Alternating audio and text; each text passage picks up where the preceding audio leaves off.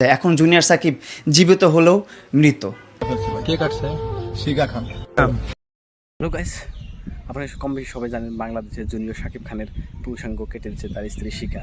তো এই উদ্দেশ্যে বাংলাদেশের প্রিন্স মামুদ মানে টিকটকার প্রিন্স মামুদ কি বলছে তো আপনারা শুনেন। একটা পুরুষ অঙ্গ কেটে দিয়েছে, সেটা নিয়ে বলছি আমি। আসলে আপনি হয়তো অবগত আছেন যে জুনিয়র সাকিব আসলে সাকিব খানের খুবই একটা অন্ধভক্ত ছেলে।